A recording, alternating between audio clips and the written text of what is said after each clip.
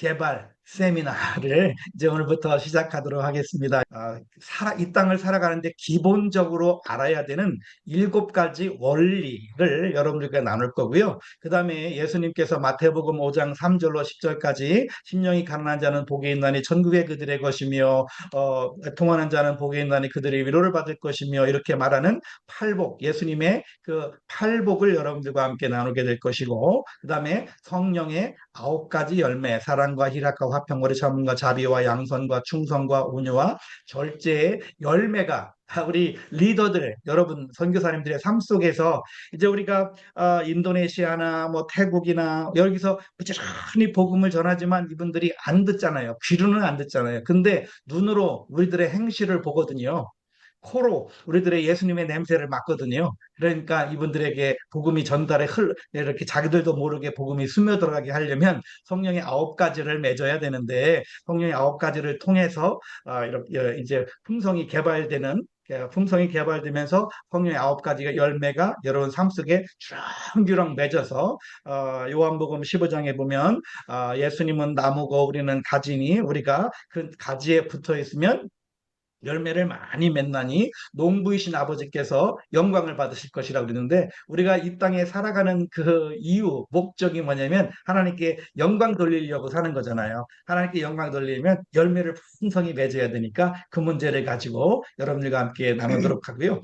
사실은 이제 제일 많은 분들이 오해하는 것이 뭐냐면 이 십계명이에요.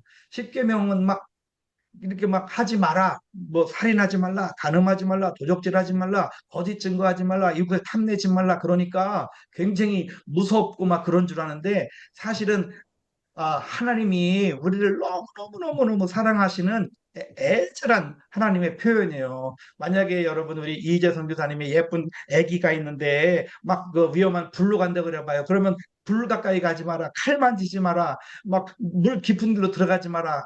이 엄마가 사랑하니까 아기한테 그러는 것처럼 우리 하나님도 여러분을 사랑하시기 때문에 다른 신 두지 말고 나만 바라봐야 돼. 나도 너만 사랑할 거야. 나 외에 다른 신을 두지 말라. 내 이름을 망령되이 일컫지 말라. 그다음에 안식일을 기억하여 거룩히 지켜라. 우상을 섬기지 마라. 왜냐하면 하나님께서 우리를 이렇게 사랑하신다는 그 사랑을 우리가 받고 선교사로서 우리 선교지에 살고 계신 우리 만나는 사람들에게 이 사랑을 전해야 되는데, 하나님은 그냥 하지 말라고만 했다고 막 이렇게 십계명을 오해하는 것이 있어서 여러분들에게 좀 부지런히 좀 속도를 좀 내가지고, 여러분들은 뭐 그냥 7원리, 인생이 살아가면서 기본적으로 알아야 될 7원리, 그다음에 산상수훈의 팔복, 성령의 9가지 열매, 그다음에 출애굽기 19장 20장에 나타난 하나님의 손가락으로 친히 써주신 십계명, 이런 주제를 가지고 품성 개발 세미나를 여러분과 함께 한 달 동안 한번 해보겠습니다. 요 품성교회 하나님께서 엄청난 축복 주셨잖아요. 세계 최대의 교회들이 막 장로교, 순복음교회, 감리교 할 것 없이 막 세계 최대의 교회가 한국에 있고, 막 총신을 비롯해서 강나로 신학교를 감리신을 비롯해서 막 세계 최대의 신학교들도 한국에 있고, 선교사들을 막 두 번째, 세 번째로 많은 선교사를 보내는 경제대국, 문화대국, 선교한국이 이렇게 되어 있는데, 갑자기 막 이렇게 축복을 막 받다 보니까 이게 머리로는 예수님을 알겠는데 삶으로는 예수가 안 나타나는 거예요. 을 만나고 예수님의 목소리를 듣고 예수님의 손이라도 한번 잡아봤던, 멀찌감치해서 예수님이라도 봤던 그 초대교회는 지금 한국교회 상황과는 정반대였다는 거예요.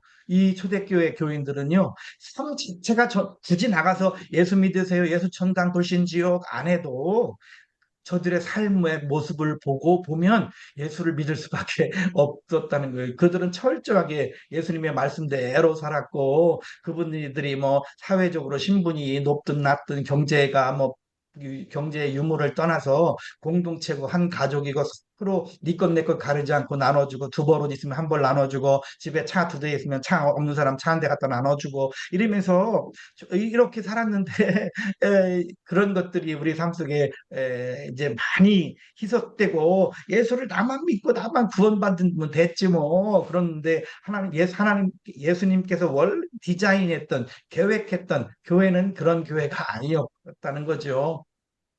그때 아, 예루살렘, 이스라엘을 로마가 식민지 통치하지 않았습니까? 로마 황제 율리아누스가 그리스도교를 통해서 하나님이 아닌 인간 예수를 예배하는 갈릴리인의 그 종교, 어떻게 사람을 예배하냐, 신이라고 하냐라고 깎아내렸지만 크리스찬들의 그 삶을 보고서 그들을 인정하지 않을 수 없었다고 그래요. 그 로마 황제 율리아누스가 유대인은 부고라는 사람이 없다. 아무리 가난해도 자기네뿐만 아니라 오히려 아니 자기네 식민 통치를 하는 우리 로마인의 가난한 사람까지도 돕는다. 나 그 사람들 보면서 얼마나 부끄러운지도 모른다라고 로마 황제가 말을 했다는 거예요.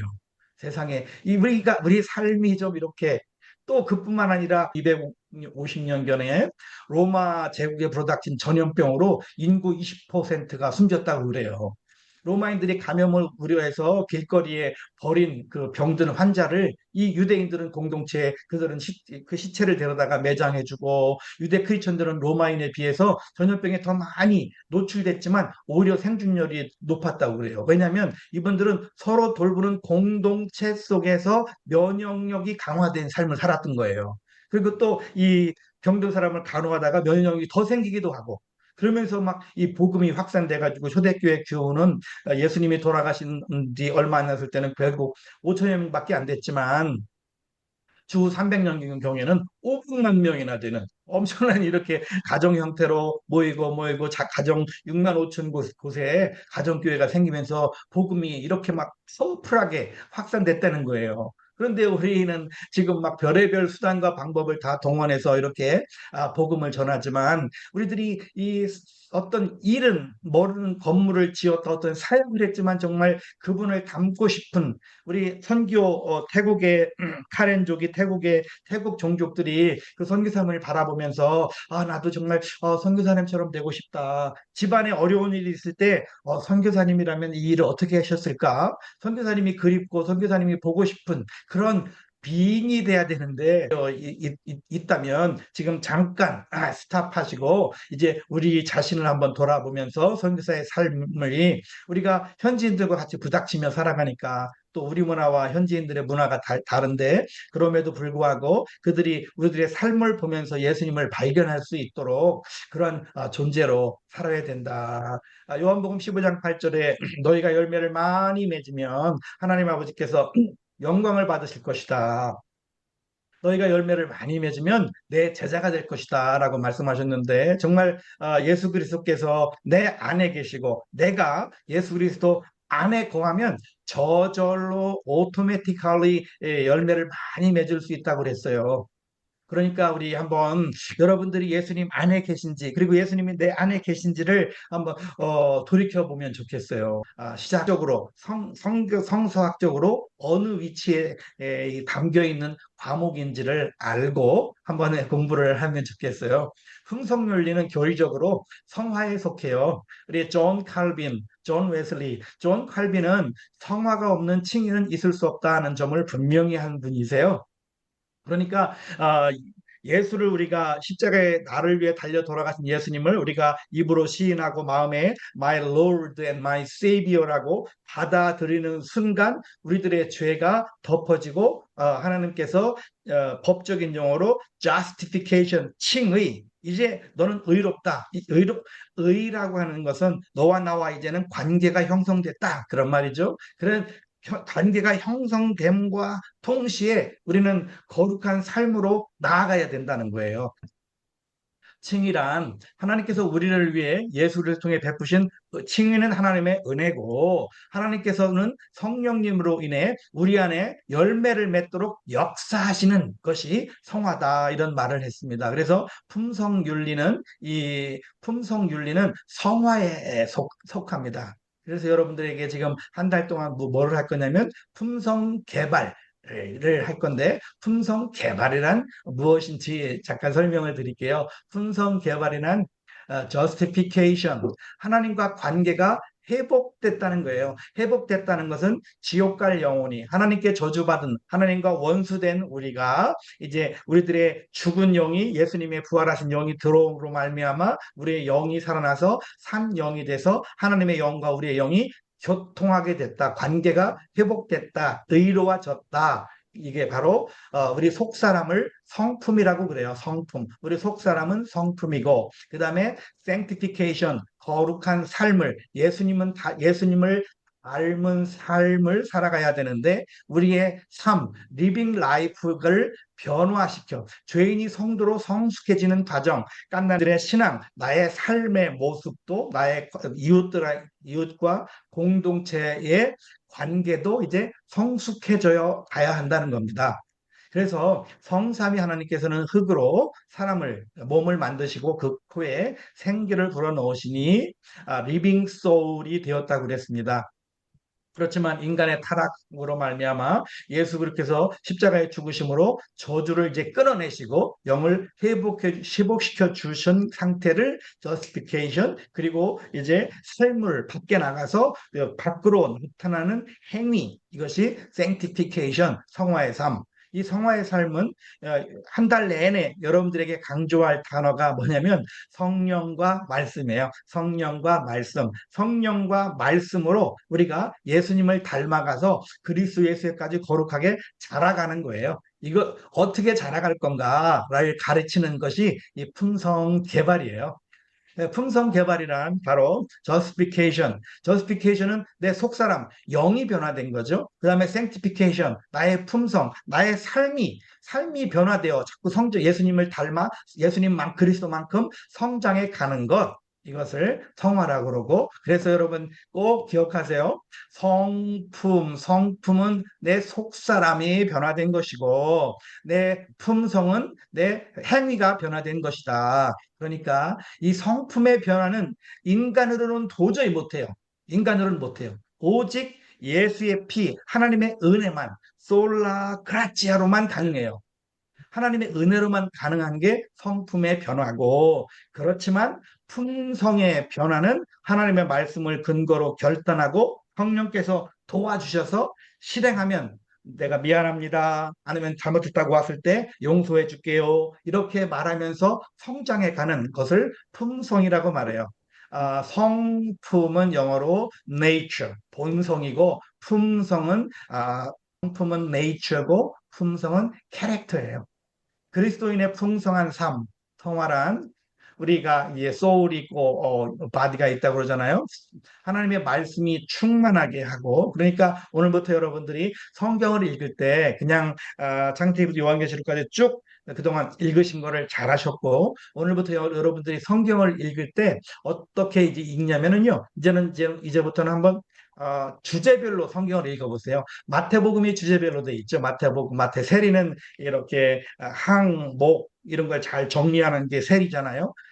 그래서 마태가 그렇게 주제별로 성경을 잘 적어놨는데, 이렇게 이 성경을 앞으로 사랑, 부부관계, 제자관계, 뭐 돈, 물질관계, 친구관계, 용서는, 또 뭐 결혼은, 이런 것들을 주제별로 성경을 그것을 여러분 마음에 이것 하나씩 가지에 접붙여 가지고 풍성한 열매를 맺도록 하게 하시고, 마음은 원이로 돼.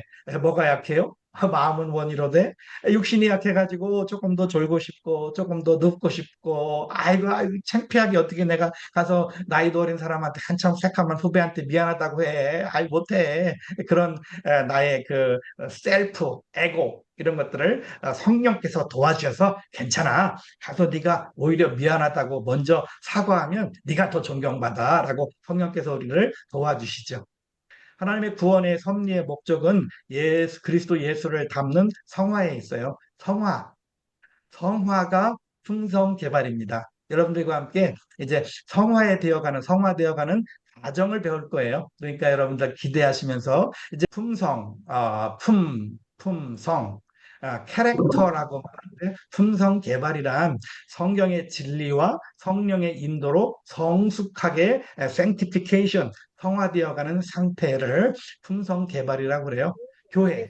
교회는 크리스천들의 모임이죠. 몸된 교회를 자라가게 할 수 있는 굉장히 파워풀한 이것이 바로 이 품성 개발 세미나예요. 이 품성 개발 세미나를 통해서 여러분 교회도 몸된 교회가 건강하게 자라갈 줄로 믿습니다. 품성 개발의 모델은 예수님이세요. 예수님께서 나는 마음이 온유하고 겸손하니라고 예수님이 먼저 본인의 성품을 보여주셨죠. 나중에 온유가 뭔지, 겸손이 뭔지에 대해서는 더 배우도록 하겠습니다만 또 예수님의 품성, 여러분 한번 아는 대로 한번 생각해 봐요. 이제 겉으로 예수님이 어떻게 하셨는지 삭개오의 집에 들어가서 먹었죠. 있을 수 없는 일이죠. 다 이런 죄인의 집에 들어가다니.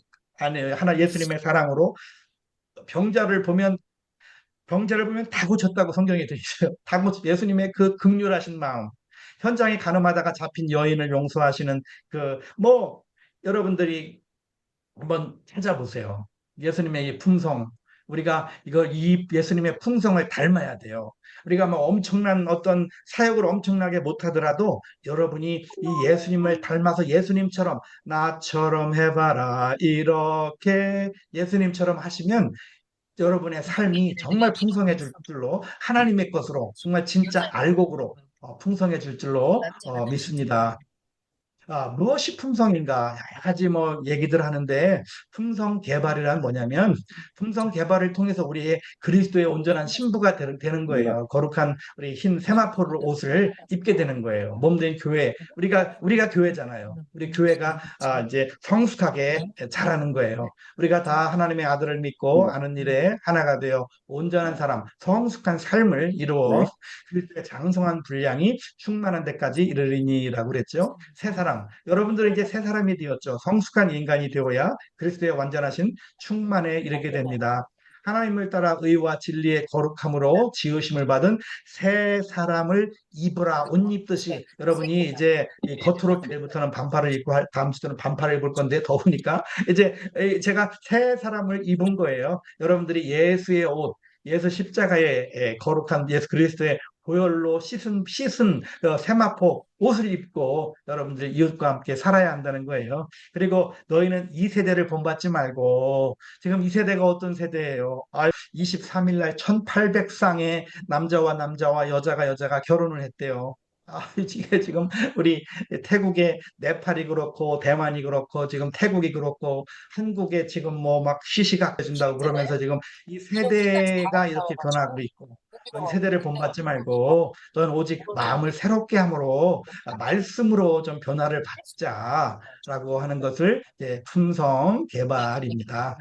여러분 하나님의 품성, 예수님의 품성, 하나님의 성품, 예수님의 성품을 저희 단체 카톡방에 올려놨어요. 여러분 뭐 1분밖에 안 되는 영상이니까 뭐 꼭 들어보시면 좋겠어요. 우리 하나님도 품성이 있으세요. 하나님께서 행하시는 바, 하나님의 인내로 정직함, 하나님의 인내, 여러분 정말 끝까지 참으시는 그 하나님, 이게 하나님의 성품을 우리가 배워야 되고 또 하나님의 품성을 배워야 되는데 하나님의 성품은 우리가 감히 하나님의 무소부재하심, 전지전능하심, 이거는 하나님의 성품이에요. 우리가 감히 우리는 피조물이니까 감히 하나님의 성품을 그냥 정말 좋으신 하나님이라는 것만 알 뿐이고 배울 뿐이고 우리가 배우고 따라갈 수 있는 것은 하나님의 품성, 오래 참음. 하나님이 안 참았으면 우리 벌써 조금만 크면 너 분명히 그렇게 할 수 있을 거야. 그러시면서 하나님의 품성. 이제 여러분들이 이제 여기다가 여러분 거를 성경을 찾아 넣어가지고 여러분들이 제가 PPT 다 드렸잖아요. 단톡방에다가 이걸 가지고 여러분들 신학교에서 여러분 교회 주일날 또 여러분 가정 예배 드릴 때 자녀들한테 가르치세요. 그래서 이거를 아들딸한테 가르치고 우리 신학교에서 가르치고 그랬는데 굉장히 재미를 많이 봤는데 여러분들도 한번 좀 꼭 해서 정말 재미난 보람 있고 신나고 하나님이 또 어떤 일을 하실까 기대하는 그런 신앙생활 좀 했으면 좋겠어요. 조금 어려운 단어인데 캐릭터라는 말의 어원은 나의 게으름을 잘라내고 나의 욕심을 깎아내고 자르고 다듬고 새기고 아로새기고 이렇게 해서 이런 거룩한 옷을 이렇게 입는 거예요.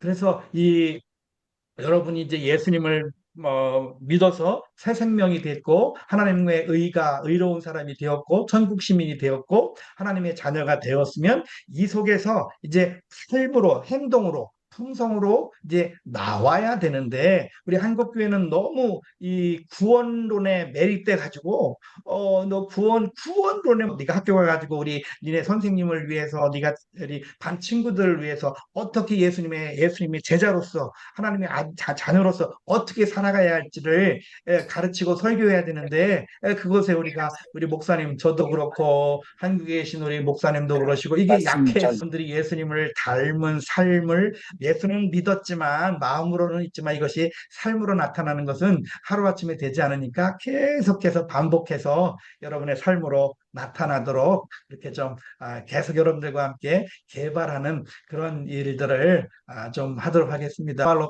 데벨로프먼트라고 이제 영어로는 같은데 한국말로 이제 중국 한자어로는 약간 좀 차이가 있어서 제가 항상 이 성품이 아니고 품성입니다. 개발이 아니고 개발입니다. 그냥 이렇게 우스갯소리로 하는데 개발은 우리 박정희 대통령 계실 때 경제개발 5개년 계획 뭐 이번에 백신을 개발한다. 기술 경제 뭐 이번에 AI를 개발한다. 국토를 개발한다. 뭐 이렇게 물질적인 것을 개선시키고 발전시키는 것을 개발이라고 그러고 개발은 엔라이트먼트, 계몽주의와 같이 잠재되어 있는 정신이나 속성, 능력, 역량, 추상적인 것, 소질, 자기 개발 이런 것들을 발전시키는 것을 개발이라고 그래요.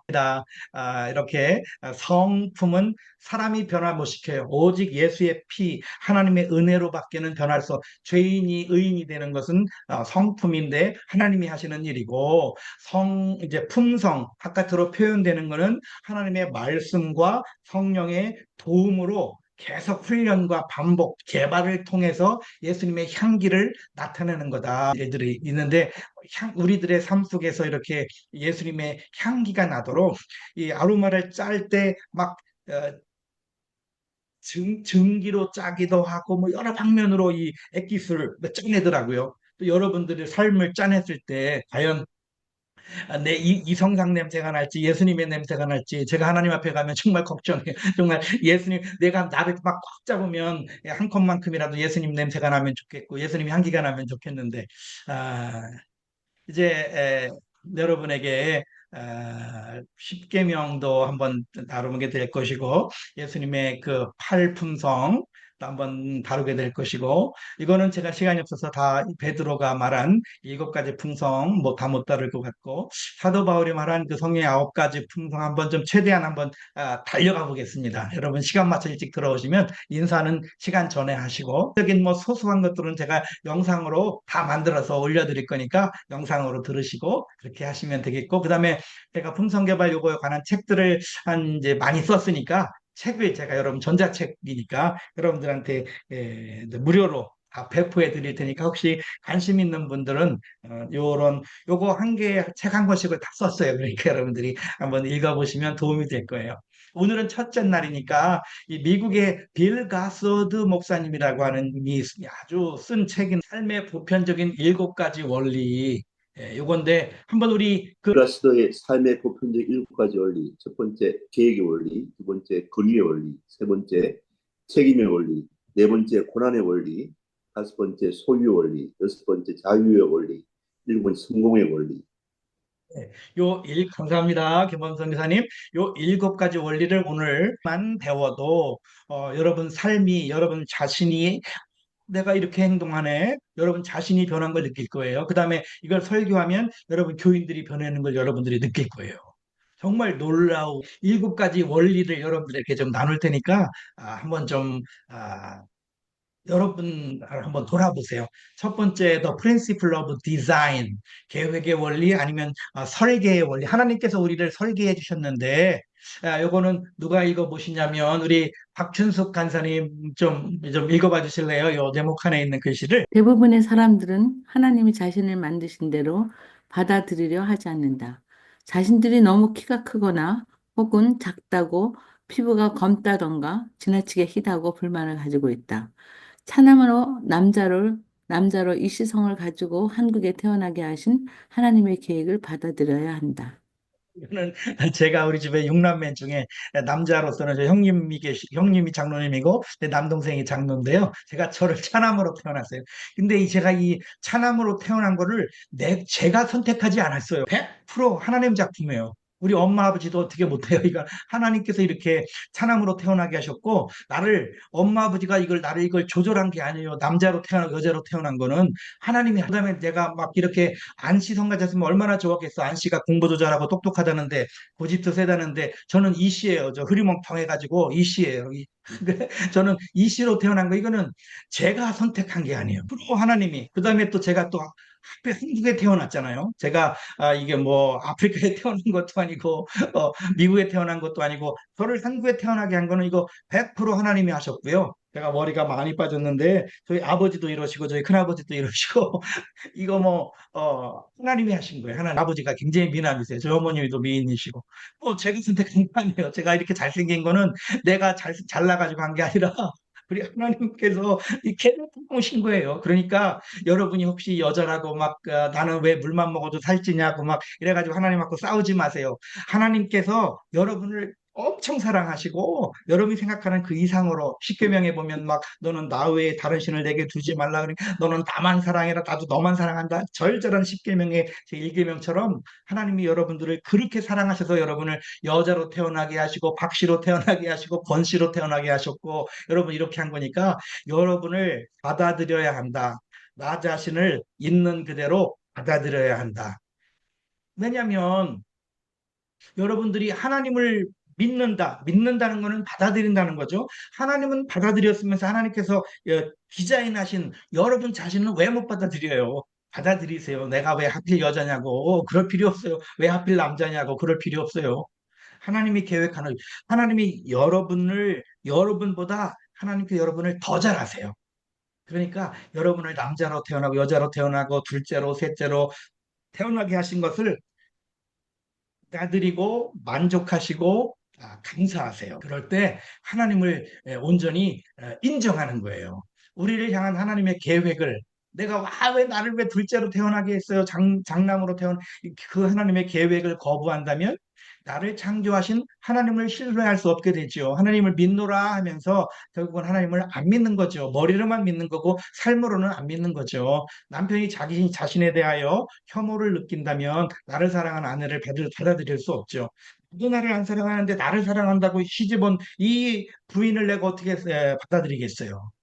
또 많은 10대 청소년들이 자신의 외모 때문에 많이 열등감을 느끼고 있는데 전혀 그럴 필요 없어요. 하나님이 너 태어나기 전부터 하나님이 너를 아셨어. 그리고 네가 앞으로 어떻게 될 것 하나님은 알고 계셔. 그러니까 너를 이렇게 만드신 거야. 라고 이렇게 아들, 딸들한테 가르치면 아들, 딸들이 열등감이 대신에 자신감을 생겨요. 자신감이 생기면 면역력도 생기고 얼굴에 막 긍정적인 힘도 나고 친구들한테 막 떳떳하고 공부 잘하고 뭐 그런 게 중요한 게 아니에요. 학교 가서 당당할 수가 있어요. 많은 사람들이 행복하기 위해 살아요. 요즘은 시집도 안 가고 장가도 안 가고 집에 강아지 새끼 한 마리만 있으면 행복하다고 생각해요. 행복이란 주관적인 자기 만족의 상태를 그 행복이라고 그래요. 그런데 그 행복이 깨질 때가 있어요. 행복이 언제 깨지냐면 다른 사람과 비교할 때, 우리 집 강아지보다 저 집 강아지가 더 이쁘네. 우리 집은 15만 원 주고 강아지 머리 이렇게 염색했는데 저 집은 5만 원 주고 했는데 우리 저 강아지 머리가 염색이 더 잘 됐네. 발톱을 더 잘 깎네. 그렇게 비교하면 행복이 깨져요. 그러니까 절대 여러분 행복하고 싶으면 남하고 비교하지 마세요. 하나님께서 나를 만든, 나는 하나님의 작품이야. 여러분, 하나님의 작품. 따라서 보세요. 나는 하나님의 작품입니다. 나는 하나님의 작품입니다. 우리 유정남, 우리 권우혁, 막 시를 쓸 때 얼마나 좋은 단어를 만드느라고 막 깎아내고 다듬고 막 좋은 시어를 끄잡아다가 내고 막 요 짧은 시를 만드느라고 얼마나 다듬어요. 그것처럼 이 하나님께서 우리를 만들다 할 때 그 만들다가 포에마예요. 포에마에서 시라는 단어가 나왔죠. 늘 빼고 넣고 다듬고 새기고 이렇게 만드는 게 우리 하나님의 작품이에요. 그런데 남에게 비교해서 불행하게 살면 안 되겠죠. 근데 사실은 행복과 불행보다도 우리 사랑하는 여러분들께서는 기쁨을 더 중요하게 여겼으면 좋겠어요. 기쁨은 마르지 않은 깊은 우물에서 솟아나는 맑은 샘처럼 하나님께로부터 우러나오는 영적으로 충만한 상태가 기쁨이에요. 여기 그림에 있는 이 아기가 이 엄마가 이 초등학교 출신일지 우리 아버지가 무슨 하버드 대학을 나왔는지 아무 관계 없어요. 자기는 엄마 아버지 이 엄마 있으면 최고로 행복한 거예요. 그런 것처럼 여러분들도 여러분들이 못 가진 거에 대해서 너무 마음 아파하지 마시고 지금 여러분들이 하나님과 함께 있다고 하는 것을 믿으시고 하나님이 주시는 그 은혜만으로 기쁨을 누리시게 되기 바랍니다. 우리 동네 시골에 그 동네 우물이 있었는데요. 여름에 가서 그 물을 마시면 물이 얼마나 시원한지 몰라요. 그다음에 또 겨울에 가면 막 우리 동네 우리 아줌마들이 다 빨래하는데 겨울에 가면 그 물이 뜨뜻한 물이 나와요. 근데 그 물로 막 빨래하고 막 이렇게 하고 이렇게 막 그랬는데 정말 깊은 물에서 나오는 물은 여름에는 시원하고 겨울에는 미지근 따뜻한 물이 나오더라고요. 그런 여러분 하나님의 그 속에 흘러나오는 샘솟는 마르지 않는 그 기쁨을 여러분들 누리시는 그런 삶을 사시기 바라겠습니다. 이게 바로 계획의 원리예요. 또 여러분 많은 분들이 이 젊은 또 여러분 자녀들이 외적인 외모는 내적인 행복과는 전혀 관계없는 거예요. 하나님께서는 내 속사람을 위해서 외적 겉사람을 희생시키기도 해요. 사도 바울에게 가시를 줬다고 그랬죠. 사도 바울이 하나님 이 가시를 제거해 주세요라고 간절히 3번 기도했는데 하나님께서 그 가시를 그냥 두었다고 그랬죠. 그러면서 바울이 고백하기는 이는 내 능력이 약한 데서 온전하여 짐이라 그랬죠. 여러분들에게 약점이 있을 수 있어요. 여러분들이 좀 지난 과거에 여러분들이 실수한 거 있을 수 있어요. 근데 그거 가지고 너무 과거에 이 쇠사슬에 얽매여 있지 마시고 그 과거로 인해서 여러분이 더 나은 여러분이 되도록 오늘부터 이제 바라보는 시야를 이제 하나님을 바라보시고 왜 여러분이 잘못한 거, 실수한 거, 또 여러분에게 아이고 왜 하필 그때 내가 저 남자랑 만났으면 좋았는데 이 남자 만나가지고 이 신랑 만나가지고 이렇게 속색이냐고 여러분 남편 원망하지 마시고 지금 이 남편을 통해서 하나님께서 나와 함께 하실 일이 있음을 내 약한 데서 내 능력이 약한 데서 온전해진다고 하는 것을 꼭 믿으시기를 바라겠습니다. 어깨에 그 무거운 짐이 확 내려가세요. 날마다 찬양하고 감사하고 기뻐하고 즐거워하고 뭐 혹시 집에 2개 있으면 1개밖에 없는 사람 1개 갖다 나눠 먹는 거예요. 즐거운 거예요. 보람 있는 거예요. 의미 있는 거예요. 뜻깊은 거예요. 하나님이 나를 좋다, 나 좋다는데 뭐 내가 여러분도 저뿐이겠어요? 우리 박연수 목사님이나 안석호 목사님이나 안은정 사모님이나 여러분이 하시는 일보다 여러분들을 더 좋아하고 계신다고 하는 것을 꼭 믿으시기 바랍니다. 여러분을 좋아하세요. 여러분 함께 있기를 좋아하세요. 딸아, 윤정아, 나는 네가 좋단다. 나는 너와 함께 있고 싶단다. 이렇게 말씀하시는 그 하나님하고 사랑하고 교제하고 은혜를 나누시고 여러분 과거에 하나님께서는 여러분들에게 변할 수 없는 10가지 불변 사항이 있어요. 인도네시아 이희재 선교사님께서 10가지 불변 사항을 한번 좀 읽어봐 주시면 감사하겠습니다. 이거 가지고 여러분 막 하나님한테 울고불고 따지고 막 그러지 마세요. 이거는 안 변해. 하나님도 안 변해 주셔. 10가지. 10가지 불변사항. 1. 부모. 2. 과거. 3번 출생국가. 4번 피부. 5번 인종. 6. 출생 도착 순서. 7. 형제자매 식구들. 8. 육체의 모습. 9. 노쇠. 10. 죽음. 나이 들면 노쇠하고 그다음에 죽는다고 하는 거 변하지 않으니까 이거 가지고 막 너무 치열하게 하나님 앞에 울고 불고 여러분 막 이 뭐 상처 뭐 히스테리 뭐 이런 거 하지 마세요. 하나님께서 여러분을 디자인해 놓으셨어요. 설계해 놓으셨어요. 여러분보다 더 잘하신 하나님께서 최고 좋은 것으로 여러분을 이렇게 만들어 놓으신 것을 받아들이시고 만족하시고 기뻐하시고 즐거워하시는 여러분 되시기 바랍니다. 여기 한번 보세요. 요셉, 다니엘, 모세, 사무엘, 다윗, 예수님, 디모데. 이 사람들의 공통점은 아버지가 없거나 있어도 멀리 떨어져 있는 사람들이에요. 요셉 일찍 집 떠나가지고 이스라엘 여기 이집트로 팔려가고, 다니엘 아버지한테 버림받아가지고 다른 11명의 형들은 다 때깔 좋은 옷 입혀놓고 사무엘 기다리는데 자기는 양치기 하라고 그랬지. 모세 애기 그냥 얼마나 트라우마 걸렸겠어. 그 갈대상자에다가 아기를 넣어갖고 물에 떠내려 보내다니 말이야. 물만 봐도 모세나 막 기절할 거야. 홍해 건너갈 때 얼마나 무서웠겠어, 모세. 어쨌든 뭐 사무엘 전만 물리고 성전에 갔다가 바쳐서 아기 나면 성전에 바친다고 엄마 한나가 그려놓으니까, 뭐 다윗, 뭐 예수님도 양아버지 앞에서 컸지만 진짜 아버지는 하나님이시고, 뭐 이런 디모데 외국인 아버지고, 뭐 이런 이랬지만 이분들이 이렇게 위대한 일을 했었던 것은 공통점이 뭐냐면 하나님을 아버지로 삼은 거예요. 여러분 아버지가 누구예요? 하나님이에요. 여러분 하나님을 아버지 삼으세요. 아멘. 하나님을 아버지 삼으면 요셉이나 다니엘, 모세, 사무엘, 다윗, 예수님, 디모데처럼 여러분 위대한 사람들이 될 수 있어요. 여러분에게는 특별히 이 경찰이나 군인들은 이 위계 질서가 엄청나잖아요. 이 권위. 제가 이 태국이나 스리랑카에 단기 선교 온 청년들에게 굉장히 강조하는 단어가 이 권위예요. 학생들이 학교에 가면 선생님을 대할 때 권위를 세워드리라고.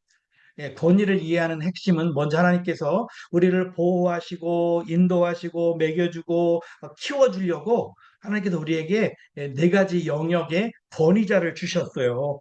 요 네 가지 영역의 권위자는 부모님, 정부, 교회 지도자, 고용주, 학교 학생이라면 뭐 고용주 대신 학교 선생님이 될 수 있겠죠. 이런 분들이 나에게 어떻게 하시는지를 이해하는 거예요. 부모님, 여러분들이 지금 부모님한테 공짜로 얻어먹은 거 갚으려면 다 못 갚죠. 공짜로 먹여주고 재워주고 학교 보내주고 등록금 대주고 뭐 결혼할 때, 그거 어떻게 갚아요? 그 부모님한테. 근데 돌이켜보면 그 부모님한테 제일 많이 상처받아요, 우리 젊은이들이. 정부를 우습게 하고 또 교회 지도자, 우리 목사님이 단에서 설교하시는 말씀이 이 하나님의 말씀인데 너무 가벼이 말씀을 듣는데, 고용주, 이 직장 상사를 통해서 여러분들이 월급 받고 그 돈 받아가지고 여러분 가족 부양하고 여러분 넉넉한 헌금도 하고 전도도 하고 이렇게 사는 거 아니겠어요? 그럼에도 불구하고 우리가 고용주와 관계, 또 파송교회 목사님하고 관계가 잘 안 돼가지고 어려움 당하는 분들이 참 많으세요. 그래서 요거를 좀 좀 배워볼게요. 어떤 결정을 내려 여러분들이 하루 아침에 일어나 저녁에 잠잘 때까지 수많은 결정을 내리게 되는데, 어떤 결정을 내릴 때 이 문제는 누구의 권한에 속한 것인가를 스스로 물을 줄 알아야 돼요. 특별히 젊은이들이, 우리 아들이 딸이 이제 시집 간다고 장가 간다고 이 남자 친구를 딸내미가 남자 친구를 왔을 때, 제일 먼저 자기 여자 친구들한테 얘기를 해요. 나 이런 남자 지금 만나는데 넌 어떻게 생각해? 안 해요. 우리 아빠에게 권위가 있어요. 아빠가 안 돼. 에, 엄마는 돼. 이런 권위를 엄마 아빠한테 드려야 된다는 거예요. 근데 친구들한테 물어보고 지들 좋은 대로 하려고 그러는데 왜 단기선 교원 사람들이 막 그냥 막 눈물 쪽 빼지게 막 회개시켜요. 엄마 아빠한테 물어보고 엄마 아빠도 허락받고 데이트하고 결혼하라고. 그다음에 엄마 아빠가 안 된다고 그러면 어떡할 거냐. 또 기도를 했더니 하나님께서 그 남자가 네 앞으로 미래의 장래에 네 남편이 될 거라고 하나님은 말씀하셨는데 네 아빠는 안 된다 그래. 그럼 너 어떡할래? 하나님 말씀 들을래? 네 아버지 말 들을래? 많은 청년들은 하나님 말 듣는다 그래요. 안 돼요, 안 돼요. 여러분, 하나님께서, 제가 조금 신학적으로 오바될 수도 있지만 끝까지 들어보세요. 하나님께서 나에게 먹고 결혼하는 문제의 그 권위를 우리 엄마 아빠한테 맡겨놔 주셨어요. 그래서 아버지가 안 된다고 그러면 몰래 도망가가지고 애기 둘 낳고 집에 들어오는 게 아니라 아버지가 예스 할 때까지 기다리라고. 기다리면 35살, 36살, 36살 기다리라고. 그러면서 아빠가 허락해 줄 때까지 기다리라고. 네가 정말 하나님께 응답받았다면. 그리고 하나님께 응답받고 네 엄마 아버지한테 축하받고 결혼하라고. 그래야 하나님의 복이 너에게 흘러 들어오지. 하나님께 응답받았다고 부모님 무시하고 너 홀랑 가서 그 남자랑 가서 밤에 자고 와가지고 임신했다고 그러고 결혼시켜달라고. 이제 한국 교회 젊은 애들이요. 뭐막 지금 뭐 보통 난리가 아니에요. 부모를 우습게 알고 말이에요. 하나님의 대리자예요. 마르틴 루터도 그랬잖아요. 네 부모는 너의 생명을 데리고 온 하나님의 대리자라고 그랬잖아요. 하나님의 대리자예요, 부모님이. 대한민국 정부도 그렇고 교회 지도자도 그렇고 학교 선생님도 너한테 지식을 넣어주 하나님께서 너한테 지식 넣어주라고 그 어려운 교사 임용고시 시험 봐가지고 합격해서 너 가르친 거야. 그러니까 그 선생님을 대할 때 교회 가서 하나님 앞에 찬송 부르고 하나님 앞에 헌금 드리는 것처럼 너 학교에 가서 선생님 대할 때 그 하나님께 헌금 드리듯이 하나님께 찬송 부르듯이 막 뭐 손 들고 펄쩍펄쩍 튀고 눈물 흘리면서 하나님께 찬송 부르는 것처럼 그 선생님한테 그런 자세로 그런 마음 가지고 선생님한테 좀 감사합니다도 하고 선생님 말 좀 잘 듣고 그래. 그러면 공부가 저절로 잘 돼라고 제가 가르쳐요. 왜냐하면 그 영역, 각자에게 맞추는 권위의 그 영역을 아, 거역하면 특정한 지역과 사람에 대한 영향력이 악한 권세자가 그거를 파고 들어와요. 엄마 아빠 말 안 듣고 시집가죠. 엄마 아빠 선생님한테 꼰대라고 그러면 선생님 말 안 듣고 기껏해 가서 담배 피고 들어오지요. 그러면 악한 영이 그 부분을 사로잡아요. 그래서 인생이 파멸하게 돼요.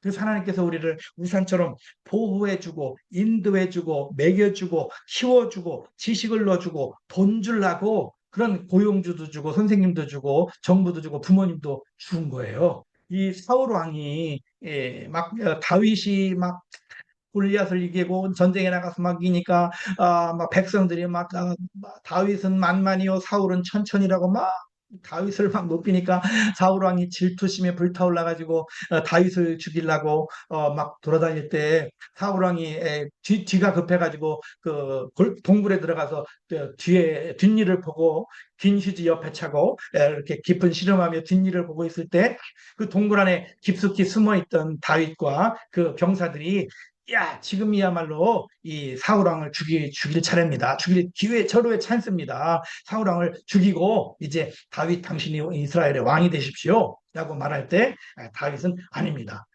아직까지 하나님의 그 기름 부음 받은 사람은 사울 왕이지 내가 나의 권위자를 나의 칼로 해할 수가 없습니다. 그러면서 사울 왕을 죽이지 않죠. 또 잠잘 때도 그러고 옷자락만 좀 자르고 그랬죠. 그래서 이 권위자를 철저하게 인정했을 때 하나님께서 그 권위자보다 더 높은 더 강한 이스라엘 가니까 다윗을 The Great King of Israel, 다윗 대왕, 우리나라 세종 대왕, 광개토 대왕처럼 다윗 대왕이라고 부르더라고요. 권위를 인정했을 때 하나님이 보상해 주는 거예요.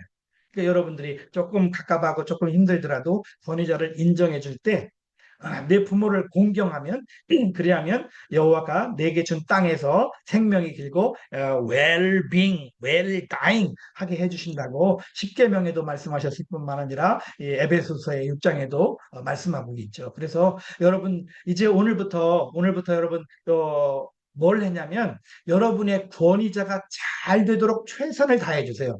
여러분 직장 상사가 승진하도록 도와주세요.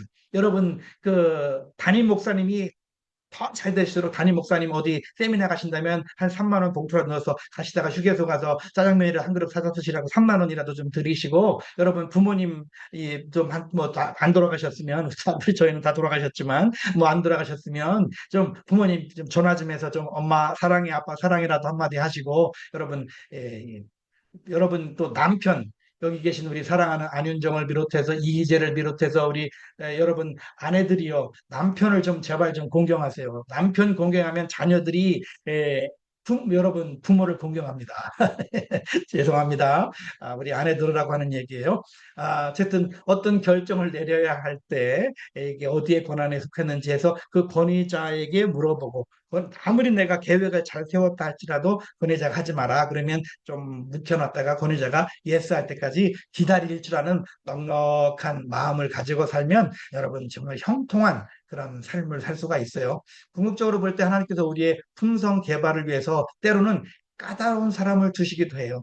요셉은 형들에게 팔렸죠. 노예로 잡혀갔더니 그 미세스 보디발이 유혹을 해가지고 감옥에 갇히죠. 감옥에 갇혔는데 또 이렇게 뭐 희망 고문을 해가지고 왕으로 자기들이 다시 뭐 왕궁에 복직하면 뭐 살려준다고 그러더니 뭐 소식도 안 오죠. 희망 고문만 잔뜩 했는데 그러나 그 단계를 거쳐서 이런 그 결국은 위대한 요셉이 자기 가정도 살리고 자기 민족도 살리고 전 세계를 먹여 살리는 이런 위대한 사명을 감당했던 것처럼 여러분들도 여러분에게 주어진 권위자 우습게 보지 마시고 특별히 또 여러분 권위자의 승깔, 권위자가 못된 사람이 사실 있어요.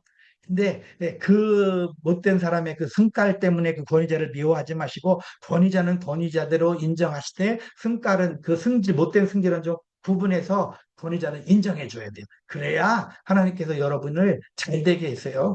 네로 황제 얼마나 나쁜 사람이요. 막 기독교인들 잡아다가 막 이렇게 죽이는 그런 역기능적인 권위자를 이 바울이나 베드로도 결국은 존경했잖아요. 결국은 이 네로 황제 때문에 모든 길은 로마로 통한다. 그러니까 이 사람들이 막 이 예수 믿은 성령 받고 이 사람 복음이 막 전 세계로 막 빠져 나갈 수 있는 일을 감당했지요. 베드로나 바울이 길 닦는다고 생각해 봤어요.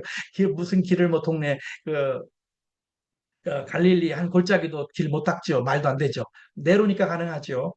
그런 역기능적인 사람이었지만 그럼에도 불구하고 감옥에 잡혀갈 때 권위자를 인정하고 권위자가 부를 때까지 기다리는 그런 일들을 이 위대한 우리들의 선배 선교사님들은 이러한 권위자를 인정하는 일을 했었어요.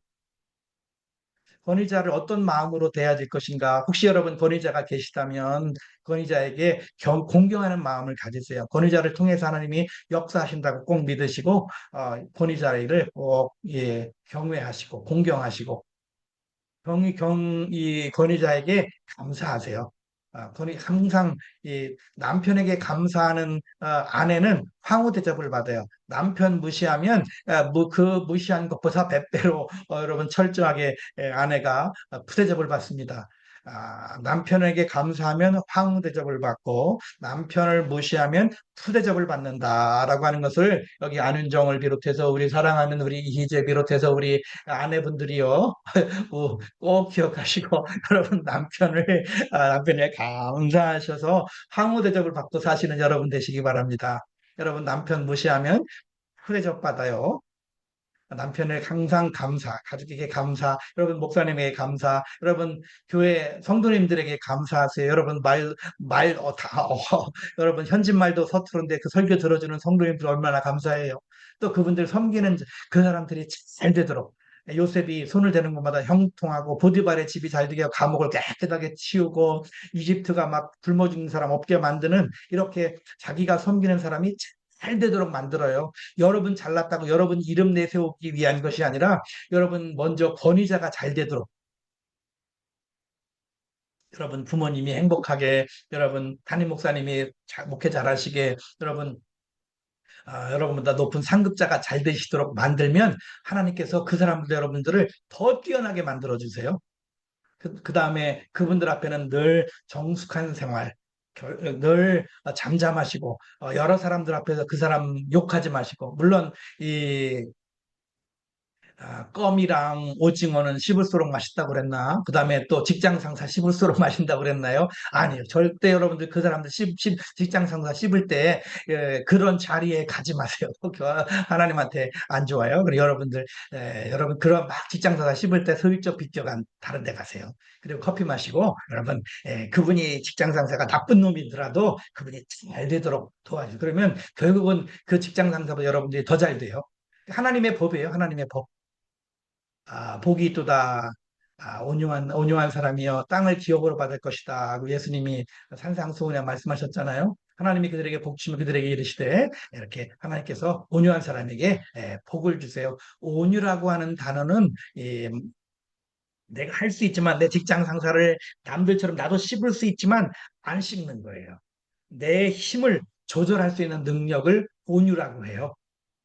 그래서 여러분들이 남편한테 그냥 퇴근하고 들어오는 남편에다가 그냥 한 바가지 그냥 막 바가지를 긁고 싶어도 참고 그냥 뽀뽀를 해주고 남편이 그냥 무장 해제된 상태에서 한마디를 해요. 그러면은 그거 절대 나쁜 짓 남편이 아내를 화무대접 잘 받아줘요. 근데 그것도 모르고 그냥 힘들게 그냥 퇴근하는 남편한테 그냥 한 바가지 싸붙이면 푸대접 받는다니까요. 그래서 힘을 조절할 수 있는 능력을 온유라 그래요. 온유한 사람은 땅을 기업으로 받는다 그랬어요. 땅을 기업으로 받는다는 것은 하나님의 능력을 받는다는 거예요. 여러분 하나님의 능력 받고 싶으면 힘을 조절하세요. 두려움과 근심, 걱정을 할 수가 있고요.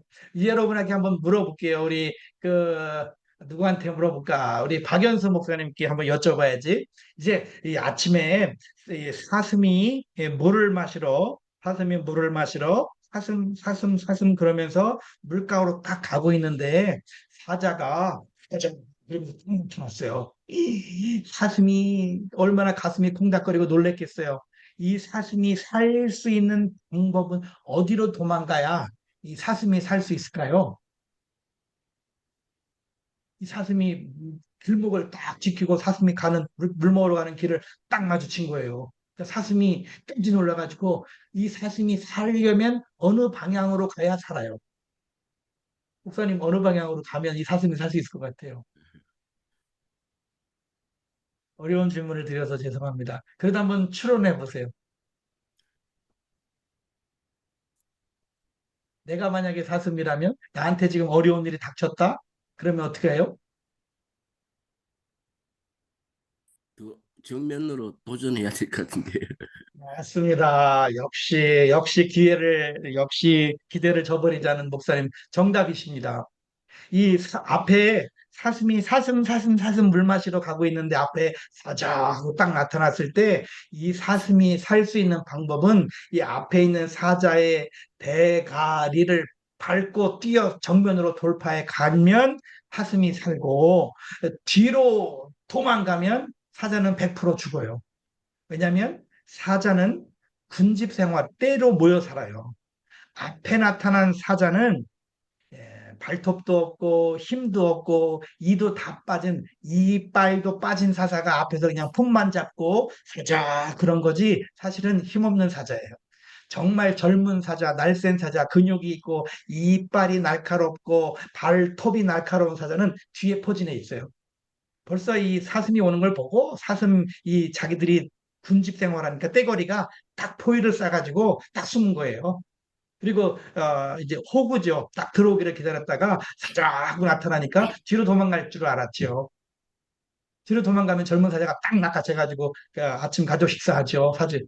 근데 에, 제가 이제 아주 짧은 선교사에 이제 한 34년, 35년 선교지에 살면서 이렇게 제 과거의 삶을 돌이켜보니까 약으로 고칠 수 있는 병은 병도 아니고 돈으로 해결될 수 있는 문제는 문제도 아니더라고요. 별의별 사건들이 다 선교사님들의 삶 속에 막 억울하고 답답하고 막 제가 6개월 동안 반신 불소가 되고 막 억울해가지고 막 이런 오명을 뒤집어 쓰고 막 그냥 근데 이 앞에 문제가 왔을 때 뒤로 도망가면 안 돼요.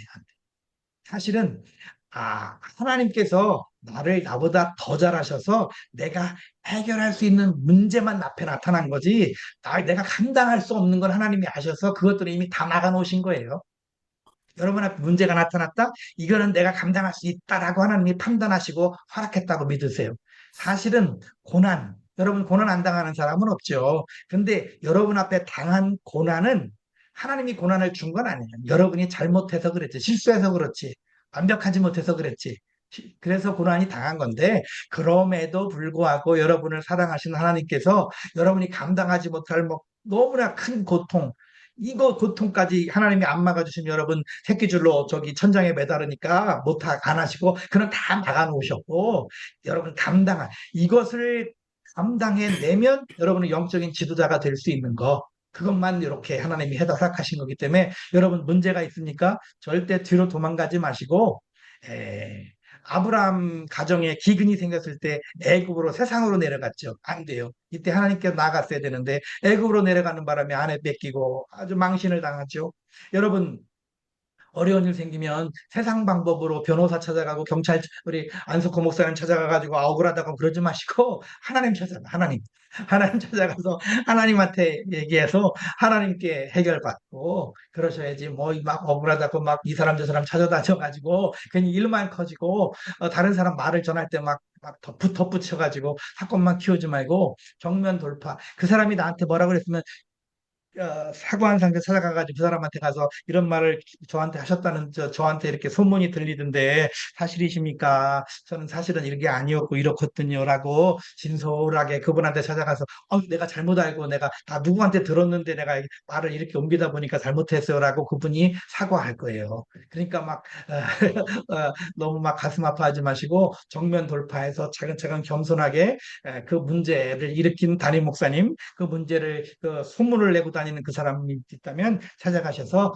이렇게 겸손하게 차근차근 커피 한잔 하면서 이렇게 문제를 해결해 나가야 돼요.